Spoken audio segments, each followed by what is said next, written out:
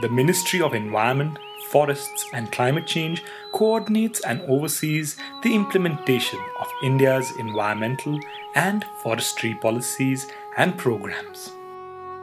Its primary concern relates to conservation of India's natural resources, including its lakes, rivers, biodiversity, forests and wildlife, besides prevention and abatement of pollution. The overarching guiding factor is the principle of sustainable development and the welfare of human beings. Thus, the broad objectives may be categorized as environment protection and forest conservation, conserving and protecting biodiversity, facilitating sustainable development, mainstreaming environmental concerns in development, and ensuring a transparent and objective regulatory mechanism. Several legislative and regulatory measures are in place to achieve these objectives.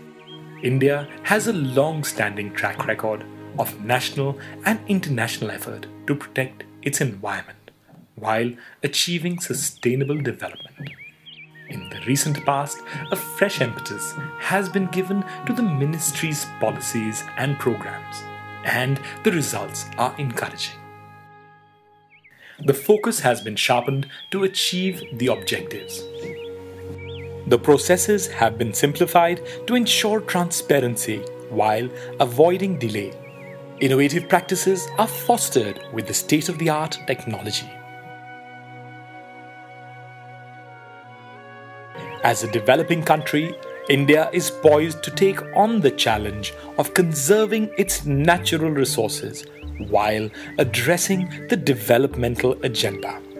Let us have a glimpse of these important recent initiatives. Environmental protection, including emission norms made more stringent for cement industry, real-time monitoring of Ganga water quality, online submission of EC applications from July 2014 for transparency.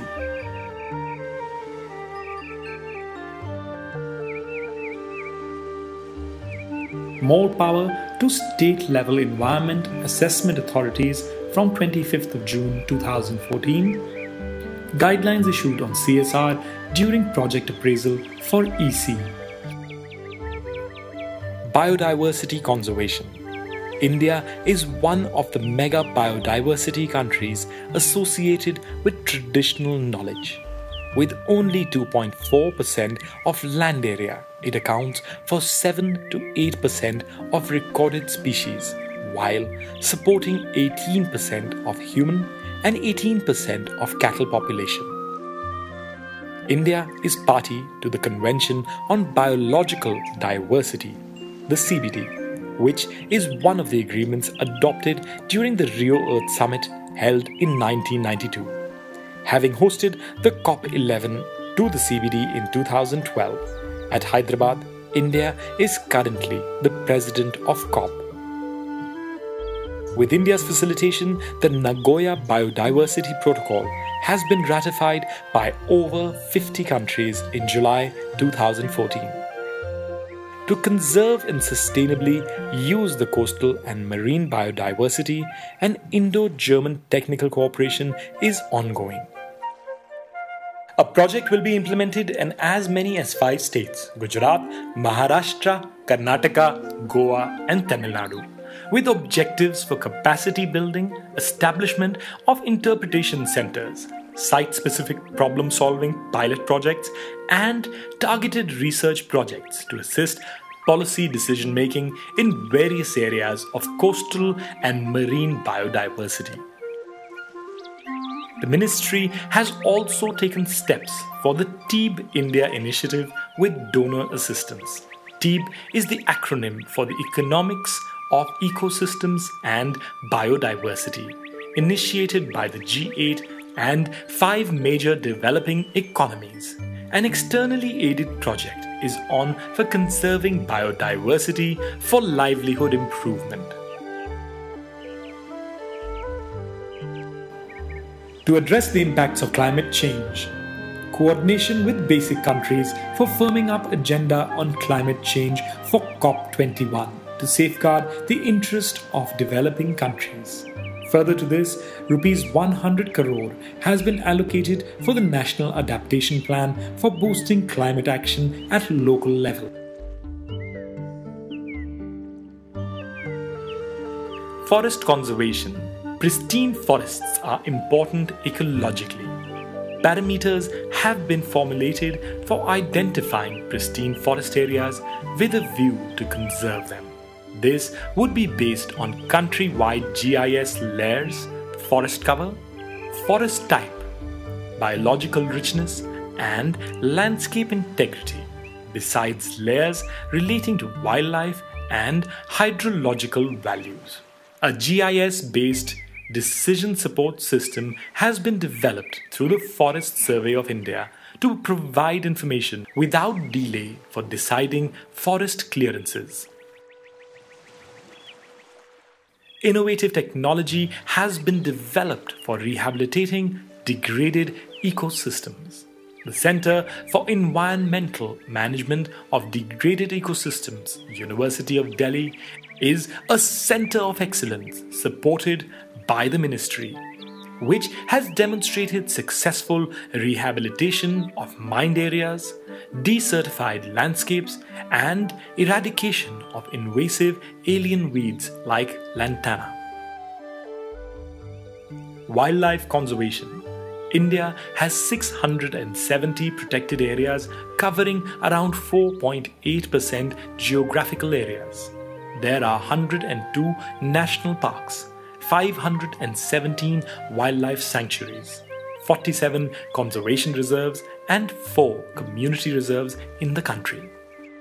We have more than 50% of the world's wild tigers and a large population of Asiatic elephants and rhinos.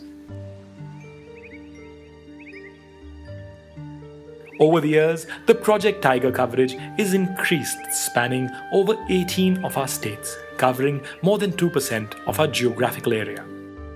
The Bor Tiger Reserve in Maharashtra is a recent addition to the Project Tiger, becoming its 47th reserve. To strengthen field protection, Special Tiger Protection Force have been approved for 2 tiger reserves, namely Navegaon, Nagzira, and Melghat. The NRSA has been collaborated for flood, fire alerts in tiger reserves. Initiatives like electronic surveillance using thermal and infrared cameras, voluntary relocation of villages from core areas, addressing human-tiger conflicts are underway to strengthen tiger conservation. The country-level assessment of tiger is ongoing. Jointly with Nepal, the Terai Arc landscape has been assessed for tiger status. The National Tiger Conservation Authority and the Wildlife Crime Control Bureau would collaborate through a management information system to tackle tiger and wildlife crime in tiger reserves. Each reserve would carry out its assessment for management effectiveness annually. Fostering development. The Sustainable Development Agenda has been duly addressed to avoid delay while ensuring transparency in regulating processes of the ministry, keeping in mind the environmental concerns. This is important for economic growth. An important step in this direction has been the online filing and monitoring of forests and environment clearances. The environmental impact assessment has been decentralized and EC requirements for industrial sheds have been streamlined.